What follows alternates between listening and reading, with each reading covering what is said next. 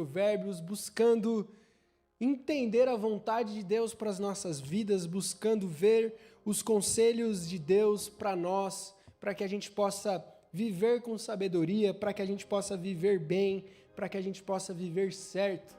E o tema da mensagem de hoje, da nossa reflexão dessa noite de terça-feira, do qual você é muito bem-vindo e eu agradeço a sua presença, é como agradar a Deus. E a base é o versículo 3 do capítulo 21, onde diz que fazer justiça e julgar com retidão, ou em outras versões, justiça e juízo, são mais aceitáveis ao Senhor do que lhe oferecer sacrifícios. Então, nessa noite, a partir desse versículo, nós vamos responder e gastar, investir os nossos minutos para responder essa pergunta: como agradar a Deus? A verdade é que todo crente, todo aquele que de fato ama Jesus, quer agradá-lo. Todo aquele que vive na igreja, que vive na comunhão, que vive amando Jesus, deseja agradar a Deus.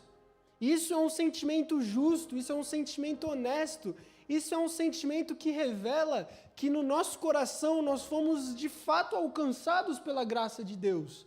Por isso somos pessoas que querem agradar a Deus, querem viver de acordo com a vontade de Deus. Mas a pergunta que a gente vai responder nessa noite é: como podemos fazer isso?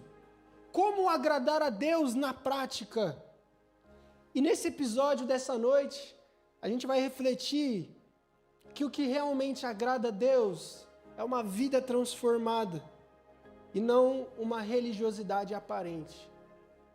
Provérbios fala pra gente que o que agrada a Deus é um coração íntegro e não rituais religiosos, seja numa igreja ou seja fora delas.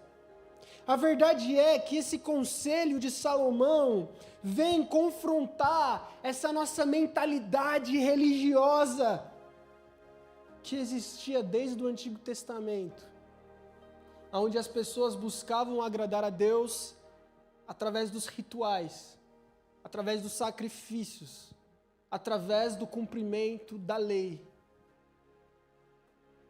E hoje em dia nós somos tentados do mesmo jeito. Às vezes nós podemos tão somente tentar agradar a Deus através das nossas atitudes, dos nossos rituais, talvez na frequência dos cultos. E a verdade bíblica que é tão dura é que é possível frequentar os cultos, orar, cantar, fazer tudo certo, mas ter o coração distante de Deus. A verdade é que a Bíblia mostra que é possível cumprir a religião, cumprir os rituais, sem estar com o coração em Deus. Por isso, a gente vai examinar esse texto e vai entender que o que de fato agrada ao Senhor não é oferecer sacrifício. A alegria de Deus não está quando nós cumprimos os ritos, mas está quando o nosso coração está transformado. Por isso, ele diz no texto que justiça e juízo é muito mais aceitável do que sacrifícios e rituais. Por isso, a sabedoria de Deus, ela não transforma só o que a gente faz na igreja, mas transforma como a gente vive durante toda a nossa semana, dentro e fora dela. Por isso, nessa era onde a gente vive, onde o religioso se tornou sinônimo, igual a emocional, onde o evangelho com raízes foi trocado por um evangelho de sentimentos, de emoções, onde a fé absoluta e basilar de Deus e em quem Ele é foi trocada por como eu me sinto e o que eu estou sentindo. A gente está num tempo onde, infelizmente, a espiritualidade virou consumo. Virou um tempo onde viemos à igreja para consumir.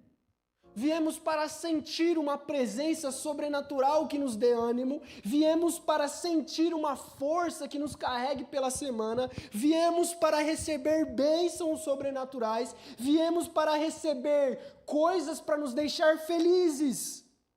É um culto consumista, onde a gente muitas vezes entra pensando o que Deus vai me dar nessa noite? O que Deus tem para mim hoje? E muitas vezes o culto se torna um lugar onde Deus me abençoa em troca do meu comparecimento. Mas Provérbios 21:3 me dá um choque de realidade de que praticar justiça e juízo é muito mais aceitável do que os rituais e os sacrifícios. Por isso confronta a religião vazia, que se contenta com o ritual. Isso confronta a espiritualidade da roda da bênção, da roda do receba, dos 7 dias de oração para 7 meses de bênção. Porque Deus rejeita o ritual, Ele prefere muito mais uma vida que foi transformada por Ele e é afetada por Ele em todas as esferas, trabalho, lar, estudo e cotidiano. Por isso, Deus ele nos ensina que não existe essa separação de religioso, espiritual e secular. Na verdade, só existe uma vida. E quando a gente é impactado por Deus, Deus impacta a gente em todas as esferas da vida. Não tem diferença da minha vida quando eu estou na igreja e quando eu estou fora dela. Por isso a gente vai para algumas divisões na mensagem de hoje. Em primeiro lugar, é entender esses termos, justiça e juízo. São 2 termos em hebraico, obviamente, do Antigo Testamento, que foi escrito nesse idioma. Eu não preciso ler, nem para passar vergonha, nem para vocês entenderem. Significa justiça e juízo mesmo. Justiça no sentido de retidão, juízo num julgamento justo, onde um juiz era imparcial. E o verbo que segue justiça e juízo, é essa ideia do é aceitável, é preferido. Deus está falando que justiça e juízo Ele prefere do que rituais e sacrifícios. Além disso, esses 2 termos, justiça e juízo, eles são muito comuns no Antigo Testamento. Aparece várias vezes esses termos juntos no Antigo Testamento em muitos livros da Bíblia, em quase todos, sempre aparece justiça com juízo, sejam do trono de Deus, sejam daquilo que Deus espera de nós. Ou seja, esse termo justiça e juízo no Antigo Testamento, ele é trabalhado para construir a ideia de caráter da pessoa. Aqui Deus ele está falando da formação de caráter e comportamento. O provérbio está falando que Deus prefere homens e mulheres de caráter transformado do que pessoas que fazem rituais. No tempo do Antigo Testamento, a gente lembra, Israel estava cercado daquele sistema de ritual, de sacrifícios, onde tinha o sumo sacerdote, onde tinha o templo, o tabernáculo, onde as pessoas não adoravam a Deus diretamente, mas a adoração era mediada. O sumo sacerdote mediava a Deus com as pessoas. E esse sistema de sacrifício, de ritual, de norma e de lei, podia ser facilmente mecanizado. Era muito fácil o povo cair no automático. Era simplesmente cumprir o ritual, abrir a igreja às 9h30, fazer o que tem que ser feito, programar a transmissão, cantar os 3 louvores, encerrar a bênção e já era. Naquela época era semelhante. Tinha um sumo sacerdote que tinha aqui no templo, pegar a oferta do povo, matar diante de Deus, oferecer em sacrifício, depois sair do Santo dos Santos. Tinha todos os processos e os rituais que existiam, e era muito fácil desse sistema virar algo automático, aonde a gente cumpre pelo cotidiano e esquece de onde está o coração. Por isso, Deus ele mostra em Provérbios aonde essa ideia onde eu faço meu sacrifício, pago o meu preço e Deus me abençoa, não tem nada a ver com o Evangelho. Deus ele está mostrando em Provérbios que diferente daqueles deuses pagãos, ele não é um ídolo que aceita suborno. Ele não quer apenas rituais, Deus quer vida íntegra, Deus quer relacionamento. Esse texto mostra esse horizonte da ética de Deus, de que Deus não separa culto de vida prática. Não existe essa separação. de religião, espiritualidade, de mundo secular. Não existe essa separação de quem somos no momento de culto e quem somos fora dele. Por isso, em primeiro lugar, justiça e juízo são os termos que Deus se refere ao nosso caráter, ao nosso comportamento e quem nós somos. Em segundo lugar, o texto fala que Deus rejeita o sacrifício e o ritual que não tenha caráter e relacionamento com Ele. Ou seja, em segundo lugar, Deus despreza rituais que não estejam alicerçados numa vida que foi transformada por Ele. E isso não é novidade que Salomão está escrevendo em Provérbios. Há diversos textos que falam isso na Bíblia. 1 Samuel 15, 22, texto famoso. Obedecer é melhor do que sacrificar. Salmos 51, 16 ao 17. Os sacrifícios agradáveis a Deus são um espírito quebrantado. Isaías 1, 11, Deus faz uma pergunta. De que me serve a multidão dos vossos sacrifícios? Antes, se lavem, purifiquem e deixem de fazer o mal. Amós 5, um texto que eu gosto bastante de ler junto com vocês, que é quando Deus fala que despreza o sacrifício do povo, ele fala, antes, corra o juízo como as águas e a justiça como o ribeiro perene na vida de vocês. Ou seja, não é novidade essa ideia de que Deus rejeita esse sistema religioso, ritualístico, e que Deus prefere antes pessoas que se relacionam com Ele e através desse relacionamento com Deus tem a vida transformada. Não existe e não adianta ritual a Deus sem transformação de vida. Um exemplo bíblico disso são os filhos de Eli. Ofni e Finéias ofereciam sacrifícios, eram filhos do sacerdote, mas ao mesmo tempo nas tendas, onde era para estar a presença de Deus, eles se prostituíam com muitas mulheres. Resultado, Deus os destrói na guerra. É como um empresário que se diz ser cristão e é fiel no seu dízimo alto, mas sonega imposto, explora os funcionários e humilha os seus subordinados. Ele acha que o sacrifício dele, o ritual dele, cobre as injustiças que ele comete. É como o marido, o pai de família que trai a esposa escondido, mas chega ao culto e levanta as mãos louvando com um sorriso no rosto, acreditando que o louvor dele é suficiente para cobrir os pecados dele. É como a pessoa que tem uma vida totalmente distante de Deus, que não estuda, não se esforça, mas que vem à igreja pedir oração para que dê tudo certo na entrevista de emprego. E até vai jejuar e acordar de madrugada por isso. Mas ela está tentando substituir a vida íntegra por um ritual. Ela está tentando substituir uma vida transformada por Deus por um método para Deus dar aquilo que ela quer.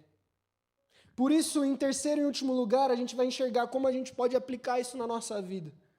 Em primeiro lugar, Deus está falando através de Provérbios 21, 3, que o que Ele deseja é relacionamento e não rituais.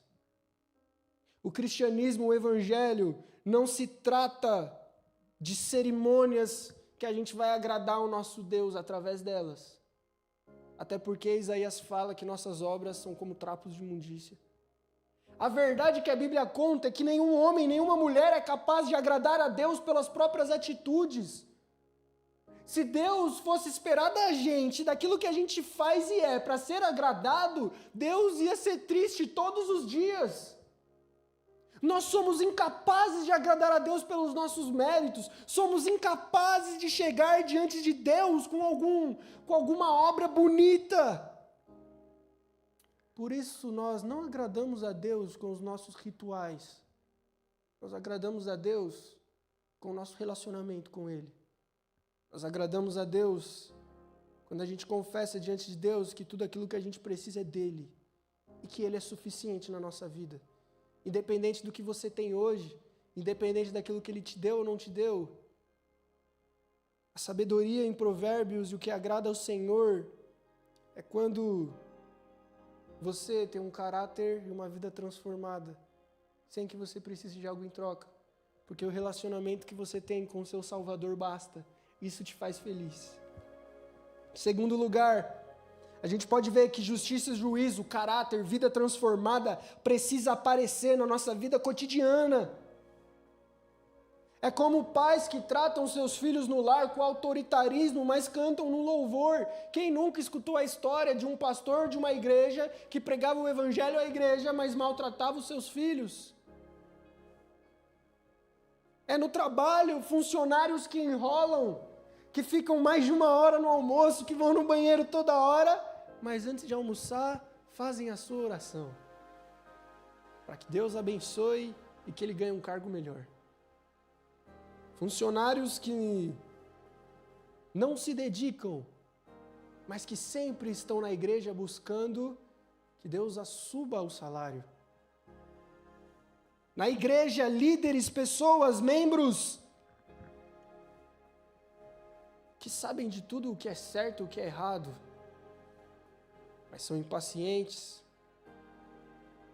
são indispostos, abandonam, pulam do barco e, na realidade, nunca estão quando precisam. Por isso, justiça e juízo nos confronta a termos um caráter transformado onde é mais difícil, que é quando o culto acaba e ninguém está olhando. Deus, nesse provérbio, confronta a minha e a sua vida para a gente, no nosso lar, no nosso trabalho, na igreja e aonde a gente está inserido, viver com um caráter transformado. Não daquele que busca o ritual, mas daquele que, através do relacionamento com Deus, é diferente. A verdade cristã é um chamado de transformação pública e privada, e não é uma crença pessoal que se resume ao relacionamento entre eu e Deus. O Evangelho é mais do que isso. O Evangelho é mais do que o que você sente. O Evangelho é mais do que se você está feliz ou triste. O Evangelho é mais do que isso. O Evangelho é mais do que eu chegar na igreja e sair feliz se eu entrei triste. O Evangelho é mais do que uma crença pessoal, o Evangelho é mais do que um individualismo, o Evangelho é uma transformação que tirou um homem e uma mulher que estava perdido e foi transformado e achado por Deus, e agora onde ele está inserido, seja sozinho ou seja com os outros, ele demonstra essa salvação que ele encontrou em Jesus. O provérbio mostra que o Evangelho não é uma fé fragmentada, onde Jesus só reina no espiritual. Isso é antibíblico. O Evangelho é uma fé onde Jesus reina em tudo na nossa vida e é o rei de todo mundo. E Ele deseja que em tudo e em todas as nossas áreas a gente entregue as nossas vidas. É como alguém que no culto de domingo levanta as mãos no culto, mas quando chega em casa, já depois das 9h30, está com preguiça de cozinhar, pede um iFood. E na hora que o entregador chega, o trata com desrespeito. O que é mais aceitável a Deus? O louvor que esse homem entregou ou o respeito que ele deixou de dar ao entregador de comida, que entregou comida na casa dele depois das 10? O que Deus prefere, a nossa teologia ou o jeito que tratamos as pessoas no trânsito? O que Deus prefere?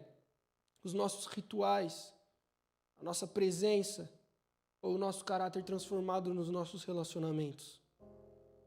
A ideia de Deus é confrontar quem nós somos, nos tirar de um caminho de espiritualidade e superficialidade e nos levar a um caminho que agradamos a Ele, porque nós estamos sendo transformados por Ele. Fica de pé em nome de Jesus. Em último lugar, é a obra de Cristo que nos transforma para agradarmos a Deus. Como a gente já viu, as nossas obras são incapazes de atingir a Deus. Nós estávamos perdidos, como diz em Efésios 2, 1-4, nos nossos pecados e nos nossos erros. Éramos, por natureza, merecedores da ira. O nosso relacionamento com Deus estava quebrado. Na verdade, em Romanos fala que a humanidade inteira estava debaixo da ira de Deus. Romanos 3, Paulo fala que não há um justo sequer, que todos pecaram e destituídos estão da glória de Deus. Então, como eu posso agradar a Deus? a Bíblia te dá a solução. E essa solução se chama Jesus Cristo. Em 2 Coríntios 5:21 diz que aquele que não conheceu o pecado, Deus o fez pecado por nós, para que nele nós fôssemos feitos a justiça de Deus. Sabe essa justiça que em Provérbios 21:3 Deus está falando que é para a gente fazer? Isso só é possível através de Cristo, porque Ele é a justiça de Deus no nosso lugar. É com o sacrifício substitutivo de Deus que nós fomos trocados de lugar com Jesus. Ele assumiu a nossa culpa, Ele assumiu a nossa morte, para que através da obra dele nós fôssemos justificados, santificados e agora pudéssemos agradar a Deus. Por isso, João, no Evangelho, Jesus diz que Ele é o único caminho, a verdade e a vida e que ninguém vai ao Pai senão por Ele. É Cristo que nos justifica, é Ele que nos torna santos e é Ele que nos envia para uma semana para vivermos como embaixadores da justiça dEle. Só é possível agradar a Deus através de Jesus.